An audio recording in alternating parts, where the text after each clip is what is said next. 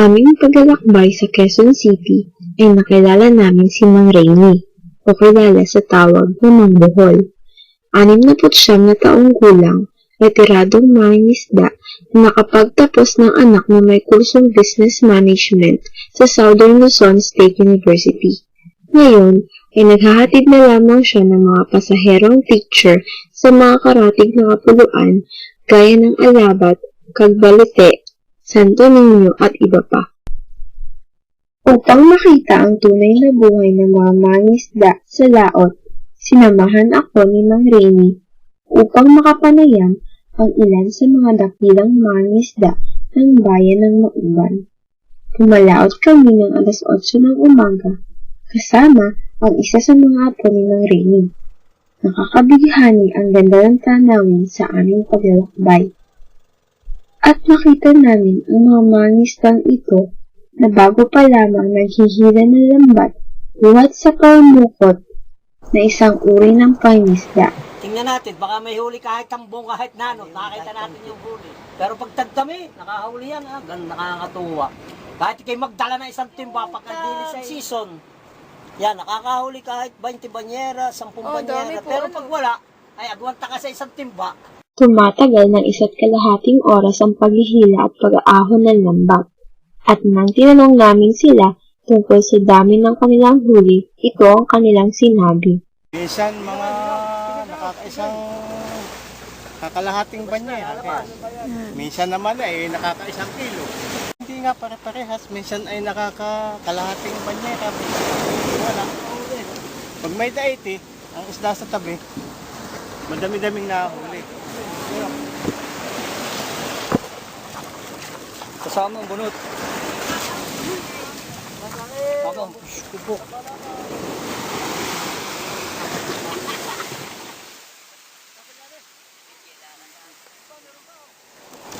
At sa aming muling paglalakbay ay nakita namin ang mga ngisdang ito.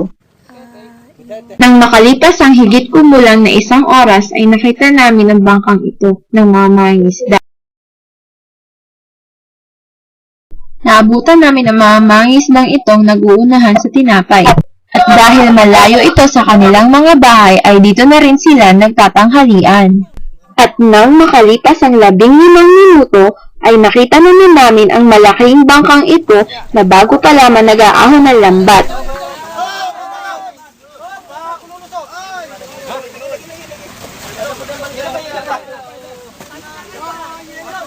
Mamaya, baka gaganon pa.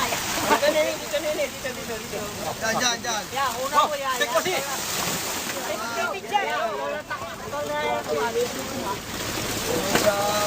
Project yung project. Wala yelo. Sandali, wala pa yelo. Yan, maraming huli. Kanina isang siwat. Pepa. Oh, yelo pa. Ayun mo nga, pakita mo sa kanila. Yelo. Tubig.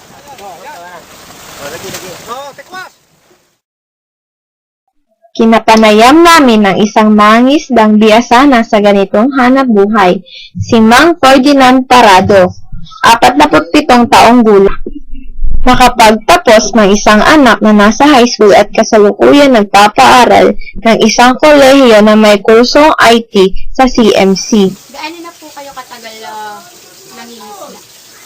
Siguro nili mga 20 taon na. Bakit po pangingisda yung napili niyong trabaho? Yun ang siguro sa akin, yun ang pinakamadaling hanap buhay dito sa dagat. So, ano po kadalasan po ang nagiging problema niyo po pag kayo nangingisda? Yung sama ng panahon, ang malaking problema. Kapag ka nadagat ka, yung sama ng panahon ay ikaw-unahang problema sa dagat. Ay, dito. Ay, gaano po naman na kayo kinikita yung pag po kayo nangingisda? Ay hindi pare-parehas niya. Dahil inaabot kami minsan ng lakas sa dagat. Kapag ka malakas ang dagat, ay kakaunting namin na uli. Sapat lamang. Eh, parang sapat naman po yung kinikita niyo sa mga pang-araw-araw, yung sa mga gastusin ninyo. Ay, May iba yung hanap buhay. may iba akong mahal buhay. Kumbaga, ayos din naman. I-scramble. Yung baga, pag dating namin sa dagat, pag uwi namin dito sa tabi, at kami kakaunti ang huli, Siyempre, ang aming kita kakunti. Hindi siya tapat. Kaya nagawa ko ng ibang paraan para lumapat yung aking kita para sa aking pamilya. Pero nakakatulong naman po kayo. Nakakatulong. Nakakatulong. Eh, bakit po nangingisda kayo? Anong oras po kayo pumapala o kung gumigising kayo ng maaga? Maaga. Siguro mga alas 5 ng umaga. Dating kami sa dagat, mga alas 12, may tanghali. Binagayak pa naman namin yung aming mga gamit, nadadalhin sa laot. Araw-araw po kayo nangingisda? Ay, hindi naman. May araw din po. Kumbaga, pag-uwi namin, napahinga rin kami sa kanila isang araw. Dahil sa dagat, mapagod. Anong oras po kayo nakakauwi? Ngayon? Siguro mga 2 araw kasi kami sa dagat, isang gabi, 2 araw. Oo, ganyan katagal. Buto po kayo po Siguro mga alas 9 ng umaga. Ay, dito. Anong oras po kayo bumabalik? Kinabukasan na ng hapon, mga alas 4, alas 5. Hindi, nagbabantay po kayo magdamag kung may huli. Napansin namin, nahuhuli pa rin kami ng isda kahit gabi. Araw at gabi namin hinuhuli ang isda. Yung ilaw, yung bigasa, tawagin yung poleman, yung ang gato kay Jack. Ano lang, di pa po? Oo, maliwanag naman yung dalawang bigasa. Marami pong isda paggabi. Ay, tokot din. Pagkahuli po ng mga isda, saan niyo po dinadala? Ay, may sumasambot sa amin na huli namin isda. Dahil May sinusulitan. doon kami nakakuha ng konsumo. Kung saan kami kumuha ng konsumo, doon din namin isusulit sa huli namin isda. Parang komisyonan. Tulad ng komisyonan. Doon namin sinusulit. Dinadala. Magkano po ang bentahan ng isda? Sa isang kilo, yung magagandang klase ng isda, halimbawa ay katulad ng lapo, 250 per kilo. Ano po po yung mga puri ng isda na Wala yung klase. Yung ganyang naglalaway, yung mga isdang puti, yung mga dalagang bukid. Magkano po ang magiging bentahan ng ganyan? Ang presyo ng dalagang bukid sa per kilo, 170. Malalaki po ba ang mga ganyan? Ang mga ang isang piraso ay mga 7 buwig. Nabanggit niyo po kayo nakipirasa na may iba pa po kayong hanap buhay maliban sa pangingisda. Ano po ito? Meron, nung una, ang aking isa pang hanap buhay, yung pagtitinda ng ice crumble, yung rolling store. Yan ang ginagamit kong pansuporta rin sa aking pamilya, hindi lang sa dagat o sa pamilya. Diyan din kami kinukuha ng kinabubuhay namin kapag masama ang panahon at hindi ka pwedeng lumaon. Nababalansan niyo po ba yung oras niyo sa iba pang mga gawain? Oo naman. Iba lang dito ang iba pang mga gawain. Pagdating ko dito sa galing sa dagat, may na ako ng konti. Ginagawa ko ng iba kong mga gawain para matapos talaga. Para pagdating na kinabukasan, pupunta ulit ako sa dagat, mamunis na. Yung aking naiwang gawain yung nagawa ko. Ay, ano naman po yung mga klase ng mga pangingisda dito? Yung mga karaniwang uri ng pangingisda? Marami. Katulad na lang ng nangyay, ang ginagamit ko ngayon sa pamiliwan, na ang ginagamit ay kawig, yung bambingwas. Pero dito naman sa tabi, ang ginagamit ay yung lambat na malaki na pukutan. Ay, gano'ng katagal po yun bago hilangin yung lambat? Di ba po yung parang malaki po yun, diba? Marami naman ang nakagalunan. Hindi lamang isang tao, hindi lamang dalawa, hindi lang 4, hindi mga 8 katao.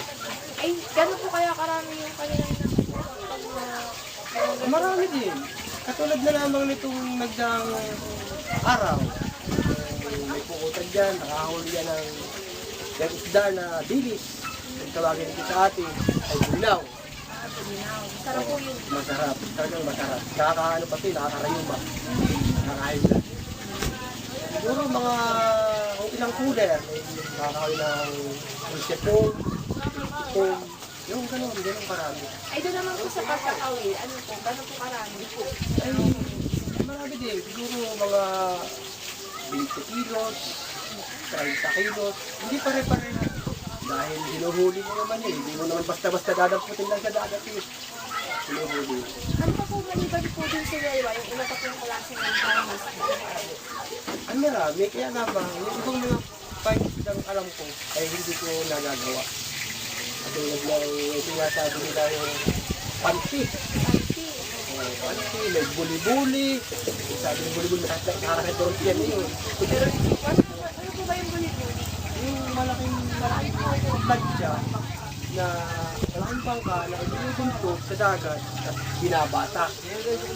Pati mga koran na may dahil sa dagat, kapag ka dinaanan yung pati na din yung tatrol. Yung tatrol ang yung huli. Yung mga maliliit na isda, yung mga hipon, kasal. Ano sabi? Ang dami po ano. Basta't pumasok sa loob. Kanina po kay Judy Ann, nabanggit niyo po na 20 taon na po kayo nangingisda. Masaya po ba kayo sa ganitong hanap buhay?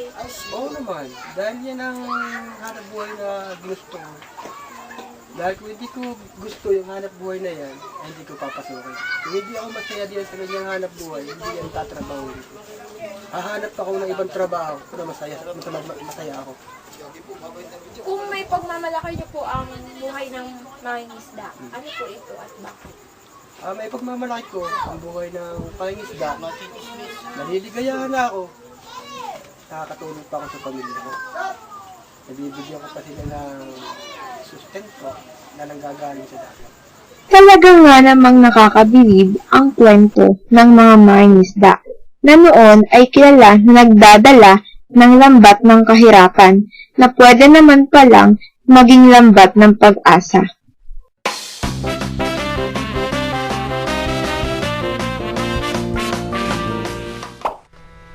Magiritat muna.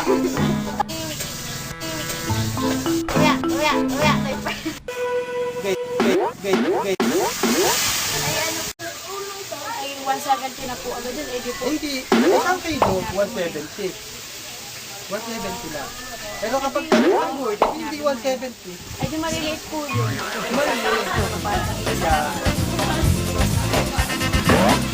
Ano nabanggit niyo po kay Teresa na ay sa pag-scramble niyo po na susuporta naman po yung pamilya niyo. Oo naman. Dahil hindi naman nasusuportahan, hindi na ako nga siya. Titigil na. Nagpapagod na ako. Na nanggagaling sa dagat. Nakakatulong din sa kapitbahay, bagay marami huli.